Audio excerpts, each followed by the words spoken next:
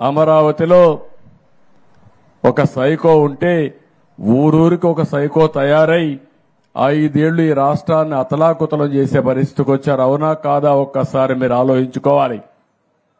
5 ఏళ్లు నన్ను కూడా గ్రామాలకు రానియలేదు. ఈరోజు 3 నెలలు దగ్గర అవుతా ఉంది, 80 రోజులైంది. ఎక్కడన్నా మాజీ ముఖ్యమంత్రి గాని వైఎస్ఆర్ కాంగ్రెస్ నాయకులు గాని అడ్డుకున్నామా ఒక్కసారి మీరు ఆలోచించండి. నేను ఒకటే ఆలోచిస్తున్నాను, ఇలాంటి వ్యక్తులు ఈ సమాజానికి చేటు అయినా కూడా ఆ ఉద్యమం మీ దగ్గర నుంచి రావాలి. మొన్న ఎన్నికల్లో నేను చూశాను, తెలుగుదేశం పార్టీ పెట్టి 42 సంవత్సరాలు అయింది కానీ మొట్టమొదటిసారిగా 93% గెలిపించి బ్రహ్మరథం పట్టింది. ఈ ప్రజానీకమే బ్రహ్మరథం పట్టారు. అన్ని జిల్లాల్లో 100కు 100% గెలిపించారు. 57% ఓట్లేశారు.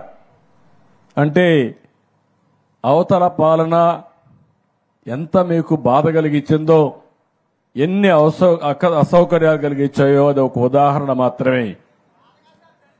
దరిద్రం మా తమ్ముడు చెప్పినట్టు బాధ కాదు, దరిద్రం రాష్ట్రానికి పట్టినటువంటి ఒక శని.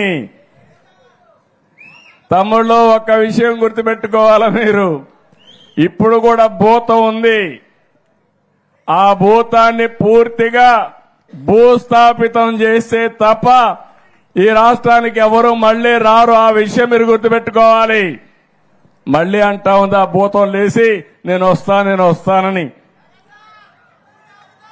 ఏం చేస్తారు? ఏం చేస్తారు తల్లి? మీకు మంచి కావాలంటే, మీ భవిష్యత్తు ఉజ్వల భవిష్యత్తు కావాలంటే ఇలాంటి భూతాల్ని పూర్తిగా భూమిలో చిరస్థాయిగా ఏం చేయాలి? పాతేయాలి. కాంక్రీట్ కూడా వేయాలి మళ్ళా లేకుండా. అప్పుడే ఇది సాధ్యం అవుతుంది.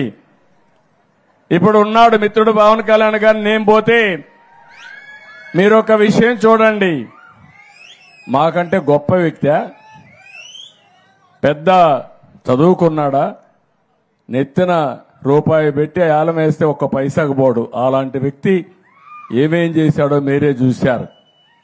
అందుకే